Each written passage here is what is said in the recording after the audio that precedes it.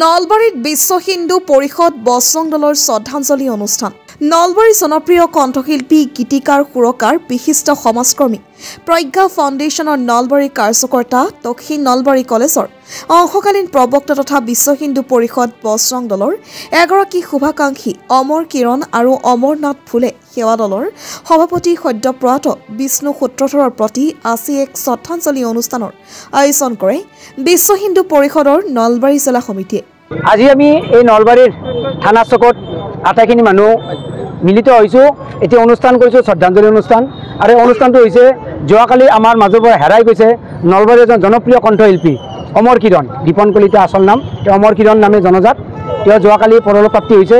তেওঁৰ লগতে আন এগৰাকী মহান ব্যক্তি অমৰনাথ ভোলে সেৱা দলৰ সভাপতি বিষ্ণু সূত্ৰধৰ, তেওঁ আজি 11 দিন আগতে পৰলোকপ্ৰাপ্তি হৈছে।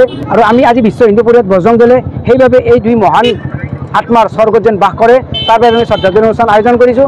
দুয়োগৰাকীৰ মৃত্যুত গভীৰ শ্ৰদ্ধাঞ্জলি জ্ঞাপন কৰে বিশ্ব হিন্দু পৰিষদ বজৰং দলৰ নলবাৰী জিলা সমিতিয়ে।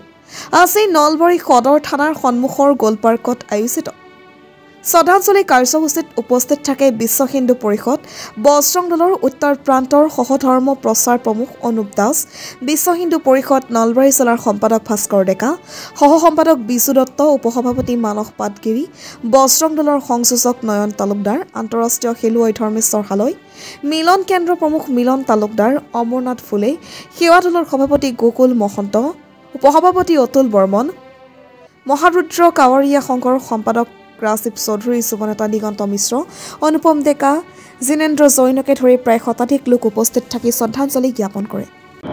হয়, আমি আজি আচলতে দুগৰাকী মহান ব্যক্তিৰ যি পৰলোকপ্ৰাপ্তি হয়, যোৱাকালি আমাৰ বিশেষভাৱে তেওঁ ভক্তিগীতৰ মাধ্যমেৰে নলবাৰীত বা গোটেই অসমতে এটা প্ৰতিষ্ঠা লাভ কৰিবলৈ সক্ষম হৈছে।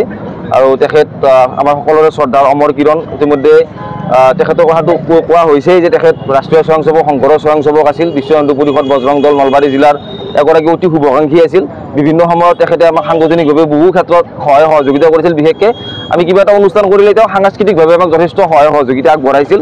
গতিকে আৰু আমাৰ আন এগৰাকী যি ব্যক্তি আমি ইয়াত ফটো ৰাখিছোঁ, তেখেত বিষ্ণু সূত্ৰধৰ, তেখেতে বিশেষভাৱে অমৰনাথ যাত্ৰাৰ লগত তেখেত জড়িত আছিল। তেখেতে 17 বাৰকৈ অমৰনাথ যাত্ৰা কৰিছিল, নিজেও কৰিছিল, লগতে আন ব্যক্তিসকলকো তেখেত অমৰনাথ যাত্ৰা কৰাইছিল। আৰু তেখেত অমৰনাথ ভোলে সেৱা দলৰ সভাপতি হিচাপে তেখেতে দায়িত্ব লৈ আছিল। গতিকে তেখেতৰো আজি 11 দিন পূৰ্বে তেখেতৰ আমাৰ মাজৰ পৰা তেখেতে বিদায় লৈছিল।